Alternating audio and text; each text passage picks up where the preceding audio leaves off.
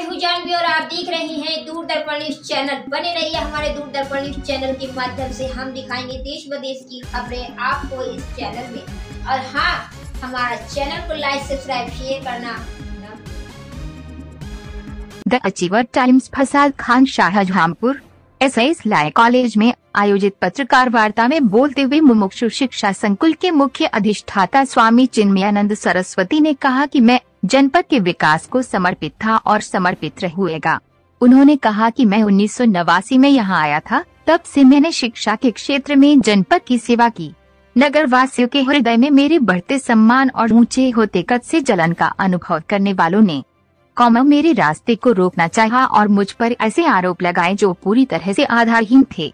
मुझे आरोपित करने के लिए मेरी ही संस्थाओं के बच्चों को बरगलाकर उनका प्रयोग किया गया, किंतु भारतीय न्यायिक व्यवस्था ने अपनी निष्पक्ष प्रणाली द्वारा मुझे निर्दोष पाया और सभी प्रकार के आरोपों से ससम्मान बरी कर दिया है। मैं अब और अधिक प्रयासों के साथ जनपद के विकास के लिए सक्रिय रहूंगा। शिक्षा के क्षेत्र में जनपद को गुणवत्ता युक्त उच्च कोटि की तथा रोजगार परक शिक्षा सुविधाएं उपलब्ध कराने के लिए विश्वविद्यालय की स्थापना आवश्यक है।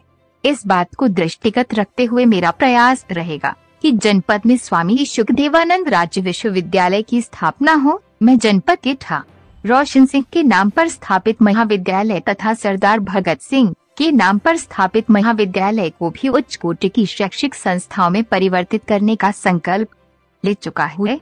इस संदर्भ में नगरवासियों का सहयोग अपेक्षित है। स्वामी चिन्मयानंद ने कहा कि जब मैंने जनपद के विकास में योगदान देने हेतु कोई अच्छा कदम उठाया, तब मेरे खिलाफ साजिश रची गई।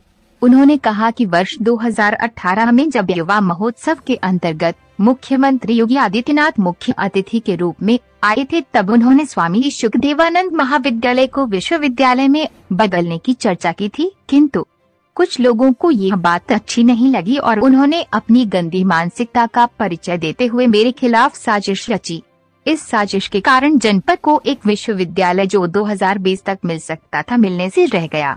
साजिशकर्ता ने व्यक्तिगत रूप से मेरा नुकसान कम किया है, किंतु मेरे काम में बाधा डालकर जनपद का नुकसान अधिक किया। आज सच सामने आ चुका है। मेरे ऊपर जो भी आरोप लगाए गए थे, वह सब उन लोगों के द्वारा लगाए गए थे जो मेरी प्रगति से घबराते थे और मुझे नीचा दिखाना चाहते थे।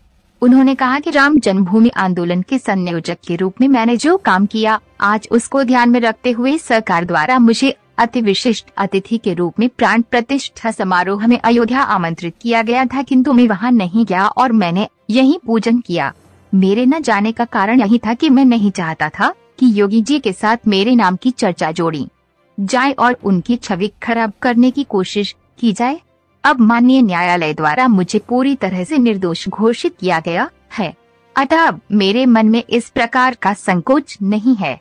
मैं शीघ्र ही रामलला के दर्शनों को भी जाऊंगा। प्रेस वार्ता में पत्रकारों द्वारा पूछे गए सवालों का जवाब देते हुए उन्होंने कहा कि मेरे मन में किसी के प्रति कोई बुरा भाव नहीं है और न ही मैं कोई राजनीतिक पद का आकांक्षी हुए।